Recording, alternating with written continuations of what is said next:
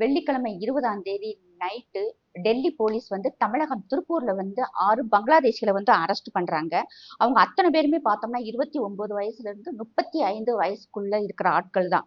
மிஜாரூர் Rahman, Mohammed Javed, Umar, Mohammed Litton, Mohammed Shahid, Mohammed Ujjal.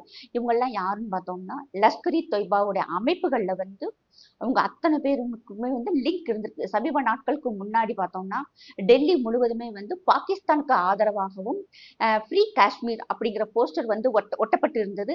அதுக்கும் இவங்களுக்கும் வந்து சம்மந்தம் இருக்கு. அந்த போஸ்ட் ஒட்டின ஆட்களை டெல்லி போலீஸ் அரெஸ்ட் பண்ணி விசாரிக்கும் போது அவங்களுடைய போன் ஹிஸ்டரியில இருந்த நம்பர்களை ட்ரேஸ் பண்ணும்போது இவங்க இத்தனை பேருமே வந்து தமிழ்நாட்டில தான் இருக்கிறாங்க அப்படின்னு சொல்லி இவங்களை கண்டுபிடிச்சு டெல்லியில இருந்து போலீஸ் வந்து அரெஸ்ட் பண்ணிட்டு போயிருக்காங்க. போன வருஷம் பார்த்தோம்னா கிட்டத்தட்ட 205 பேர் வந்து அரெஸ்ட் பண்ணாங்க. கோயம்புத்தூரின் மேற்கு மண்டல ஐஜி சரவண சுந்தன் அவர்கள் என்ன சொல்லியிருக்காங்கன்னா, கோயம்புத்தூர்ல 200 பேரும், திருப்பூர்ல 105 பேரும் வந்து போன வருடம் பங்களாதேஷிகளை கண்டுபிடிச்சு நாங்க அனுப்பிச்சு வச்சுட்டோம் டெல்லிக்கு அப்படின்னு சொல்றாங்க. இது வந்து கிட்டத்தட்ட பார்த்தோம்னா தமிழ்நாடு முழுவதும் அதிகமான பங்களாதேசிகள், ரோஹிங்கியன்ஸ், பாகிஸ்தானியர்களுடைய நடமாட்டம் அதிகமாகத்தான் இருக்கு அப்படின்னு சொல்லிட்டு ஹேமந்த் பிஸ்வ சர்மா அடிக்கடி அவருடைய பேட்டியில சொல்றாரு. ஏன்னா அங்க வந்து நல்ல, அதாவது அஸ்ஸாம் முதல்வர் அந்த மாநிலத்தை அந்த அளவுக்கு வந்து கண்ட்ரோல் பண்ணி வச்சிருக்காங்க. சட்ட ஒழுங்குலையும் சரி, ஊடுருவக்காரர்கள் உள்ள நுழையிறதையும் சரி ரொம்ப கண்ட்ரோல் பண்ணி வச்சிருக்காரு அந்த மாநில மக்களின் உதவியோட. அதுதான் இங்க முக்கியமான விஷயம். அங்கெல்லாம் பார்த்தோம்னா கொஞ்ச நேரத்துல வந்து ஏதாவது பிரச்சனை வருதுன்னு சொன்னா முதல்ல போலீஸ் எல்லாம் வராது. ஒரு டெம்போ வருது. அந்த டெம்போவுல இருந்து நம்ம உயரத்துக்கு பெரிய பெரிய லத்திகள் வந்து இறங்குது. அந்த லத்திகளை வச்சு சாத்திரி அத்தனை பையனும் தெரிச்சு ஓடிடுறாங்க. அங்க இருக்கும் இஸ்லாமியர்களை வச்சேவும் ரோஹிங்கியன்ஸினுடைய பங்களாதேஷ்களுடைய வீடுகள் வந்து இடிக்கப்பட்டு அழிக்கப்பட்டு அடிச்சு துரத்தி அனுப்புறாங்க. அவங்களுக்கு தெரியுது இது நம்ம வீடு, இவங்களுக்கும் நமக்கும் சம்பந்தம் இல்லை அப்படின்னு சொல்லிட்டு அவங்க பத்தி விடுறாங்க. அப்பவே வந்து ஹேமந்த பிஸ்வ சர்மா நம் தமிழக அரசுக்கு வந்து கடிதம் எழுதியிருக்காரு. அதாவது இங்க வந்து வெளியேற்றப்பட்ட ஊடுருவல்காரர் அத்தனை பேருமே அடுத்து வர்ற ஒரே மாநிலம் தமிழ்நாடு தான். அதுக்கு காரணம் வந்து பங்களாதேசிகளுக்கு செய்யும் பங்களாதேஷ்கள் தெரிஞ்ச ஒரே தொழில் வந்து நெசவு தொழில் மட்டும்தான். அவங்களுக்கு கவர்மெண்ட்ஸ் தவிர வேற எதுவுமே தெரியாது. அதனால அவங்க அங்கதான் வருவாங்க. கொங்கு மண்டலத்துல மேக்சிமம் அவர் சொன்னது வந்து பேரோட மென்ஷன் பண்ணாரு. கோயம்புத்தூர், திருப்பூர், ஈரோடு இந்த ஊர்கள்ல தான் இவங்க அதிகமாக இருக்கிறாங்க. இவங்க வந்து நம்ம இந்தியர்கள் இல்லை. இவங்களை வந்து ஊடுருவல் உள்ள விட்டோம்னா நம் நாட்டுக்கே வந்து இவங்க அச்சுறுத்தலாக இருப்பாங்க அப்படின்ட்டு ஓப்பனா சொல்றாரு. அடிக்கடி அதை சொல்லிக்கிட்டு தான் இருக்காரு. இப்ப அவர் சொன்னதுக்கு பிறகுதான் பார்த்தோம்னா நம்முடைய தமிழக அரசு ரொம்பவும் ஸ்லோவா தான் வேலை பார்க்கறாங்க. நம்முடைய போலீஸ சொல்லவே வேண்டாம். அவங்க அதை பத்தி கண்டுக்கிறதே இல்லை. அவ்வளவு சட்டம் ஒழுங்கு கெட்டிருக்கு. இப்ப இன்னைக்கு பார்த்தோம்னா கொங்கு மண்டலம் மட்டும்தான் அதிகமாக டாக்ஸ் கட்டுற மாவட்டங்கள், அதிகமான லட்சக்கணக்கான மக்களுக்கு வேலை வாய்ப்பு கொடுக்கக்கூடிய ஒரு மாவட்டங்களாக இருக்குது.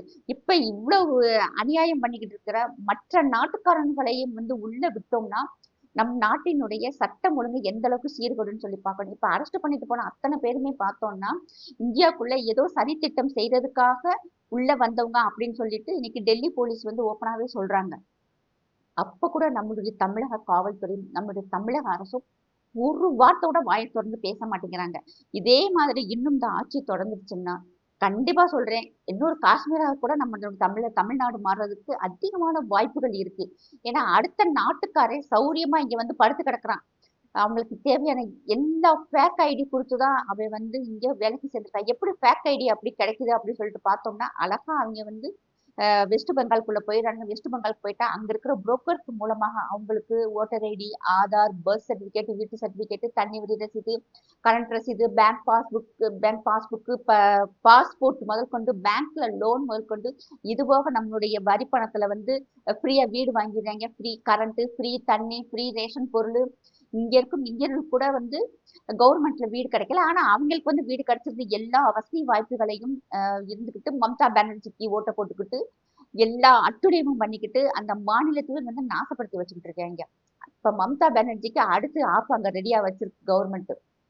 ஆனா அங்க சட்டம் ஒழுங்கு ரொம்ப ரொம்ப மோசமான மாநிலங்கள்ல வந்து ரொம்ப கேடுகட்ட மாநிலம்னா அது வந்து வெஸ்ட் பெங்கால் தான். அதே மாதிரி நம்முடைய தமிழ்நாட்டை மாத்தணும்ட்டு நம்ம முதல்வர் நினைக்கிறாரு போல. கொஞ்சமாவது சுதாரிப்பா கொஞ்சமாவது சுதாரிப்பாக இருக்கணும். இருந்து இப்படிப்பட்ட ஆட்கள் வந்து நம்ம தமிழ்நாட்டுக்குள்ள வரக்கூடாது. அவங்கள பூரா அடிச்சு துரத்தி விடணும். அப்பதான் நம்ம மாநிலத்துக்கு சேஃபா இருக்கும் அப்படின்னு நினைக்கணும். அதை பத்தி நினைக்கிற மாதிரியே தெரியல. அடுத்த நாட்டுக்காரன்னா தமிழ்நாட்டுக்குள்ள வந்தா சட்டம் ஒழுங்கு சீர்படாது. அதே மாதிரி அவர் பக்கத்துல இந்த இஸ்லாமிய அமைப்புகள் எல்லாம் பக்கத்துல வச்சுக்கிட்டு போட்டோ எடுத்து போஸ் கொடுக்கறதுக்கு எல்லாமே வந்து தமிழ்நாட்டுல சட்டம் ஒழுங்கு கிடையாது.